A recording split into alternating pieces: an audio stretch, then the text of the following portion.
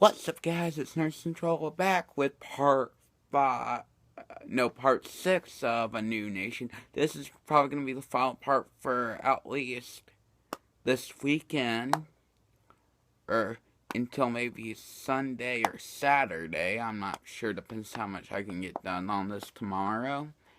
And to catch you up to date, so far, this is what basically happened in parts past. The second attempt to free America after the first American Revolution has started. And they have gone through the first fight, they failed. Now they fled to Mexico, got some backup, and now they're fighting the British in Mexico because the British have basically declared war on the Mexicans by crossing the border to come get the American soldiers. So, yep, that's what has happened now. We're at the second battle, and it's called Second Chances Battle. Anyone know why? And that's the name of this chapter. If you can figure out why, put in the comments, and guess what? You'll get a pat on the back and a shout out in the next video. So yeah, like I said, there may not be another part for a little bit, but also I got another story I can do that I'm done with, okay? So, let's get to it. The battle may take 2 parts, or the half battle. So, while Cox was failing at peace talks, because, okay, you're going to find out why he wants peace talks for today, or the day it is, Wilkes looked at his army and gave his speech. My brothers, today we declare in one voice, we will not go quietly without a fight. I don't know when we will be fully independent. So for now, think of your kin, and what we do here today will live on not only in history, but also will live on in eternity. Now stand and fight. Then the army reverend came up, so the army preacher, Lord, may you save us on this most unholy Sunday. Bam! That's why he wants peace talks, because no one wants to fight on a Sunday unless you're 2 brothers in a car together on Sunday. Then you'll fight. Alright.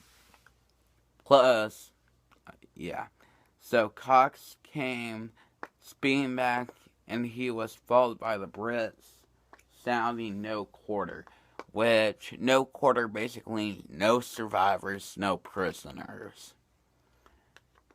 Cox got in the back of the line with Wilkes. Then he gave the order of defend the wall and do not be offensive unless ordered to be. The British line moved forward. Wilkes gave the order of cannons commenced firing. Then the British artillery returned the favor. The redcoats started running. Cox yelled, "Prepare to fire!" The men raised their rifles. Then, in a split second after Cox yelled, "Fire!" Smoke filled the air by the American line, and some Brits fell to the ground. Faintly in the distance, the British commander yelled, "Halt! Aim!" Right before he said fire, Cox said, "Get down!" At that moment, the men jumped to the ground. The enemy fired, but the shots only hit the wall. The reloaded Americans and Mexicans fired, killing more British. At this point, the enemy commander realized that there was no hope in trading fire with his foe, and called out, "Fix bayonets!" and charge bayonets. The British started charging. Then the commander called the cavalry to charge the flanks. Wilkes and Senior Jose took the horsemen to defend the flanks. Cox gave the order to fire at will. The men fired at will until the Brits were about 10 yards away from them. Then they put their bayonets down like spears over the wall.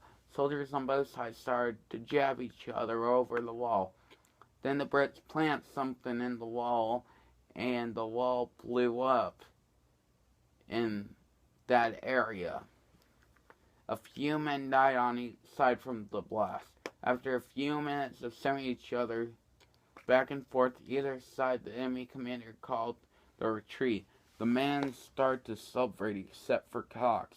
Tom rode up to Cox and asked, why are they retreating? Cox looked up to his son and said, I do not know, but they will be back. The men started to rest. The wounded went back a few hundred feet to save from another attack. While the Brits were away, the men rebuilt the wall. The next morning, the wall was almost a full square except in the back, which would be, it's almost a square but it's missing the backside. Then the British soldiers showed up in the distance. Wilkes yelled, battle stations, battle stations. And then the men manned the wall.